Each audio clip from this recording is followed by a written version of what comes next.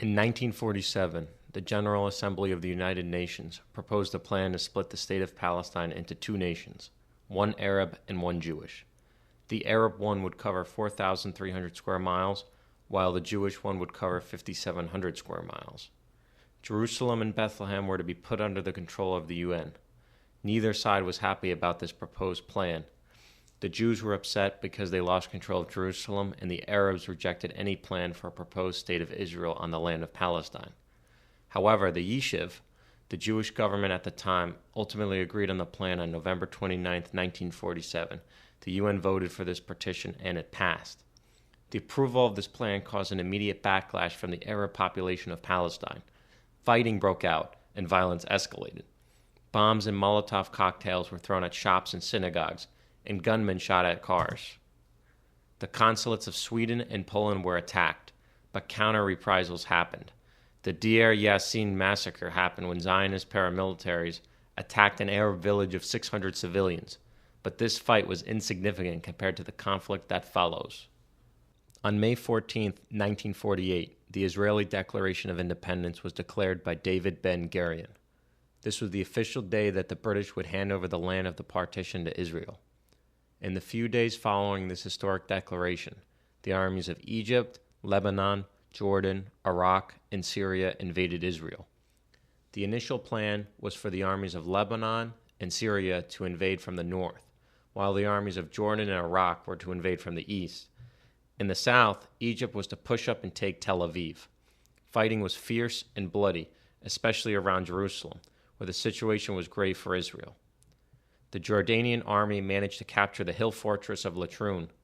This cut off the main supply of food and equipment into Jerusalem. The Israelis attempted to take back the fortress, but suffered heavy casualties, losing hundreds of soldiers. Jerusalem was only saved due to the opening of the Burma Road, a bypass road that was used to supply the city. Jordanian forces were unsuccessful in attempting to capture it. Throughout the following days, the Arabs did not make much progress, and the IDF managed to gather more troops and outnumbered the Arabs almost 2-1. On May 29th, a 30-day truce was declared, and it came into effect on June 11th. Both sides used the truce to gather arms and strengthen their positions. This was in violation of the truce conditions. Without arms from Czechoslovakia, one British officer said Israel would not have won. The UN mediator, Folke Berendate, proposed a new partition, but it was rejected by both sides. On July 8th, the day before the truce was set to expire, forces of the Egyptian army launched an attack onto Negba.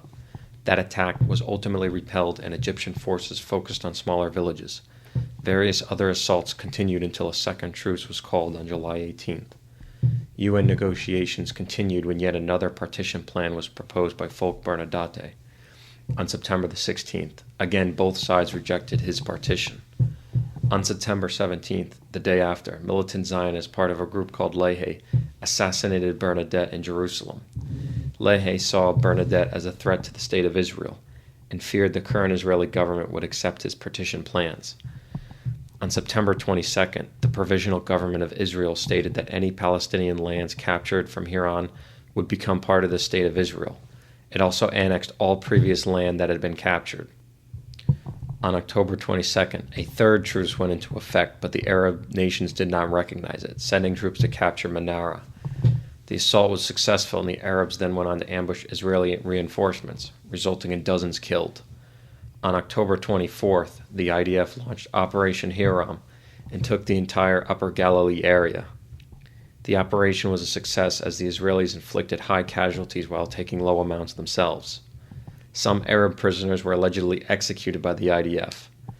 Operation Hiram also caused the displacement of nearly 50,000 Palestinians into Lebanon.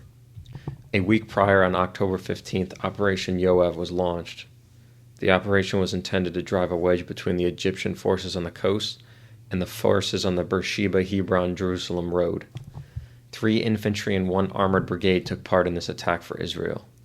The Israelis punched through the Egyptian lines easily and forced the Egyptians to retreat from northern Negev. On December 22nd, a follow-up assault was launched to drive all the Egyptians from the Negev. Called Operation Horev, within 5 days the Israelis pushed the Egyptians out of the western Negev. On March 5th, Operation Yuvda was launched to retake the southern Negev. Within 5 days, the whole Negev was captured, and the ink flag was raised, marking the end of the war.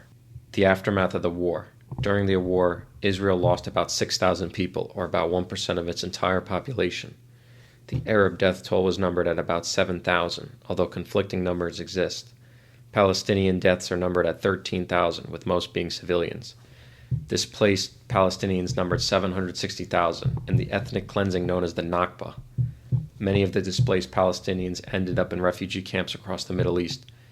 Arab nations did not want to assimilate them, but did want them to return to Palestine.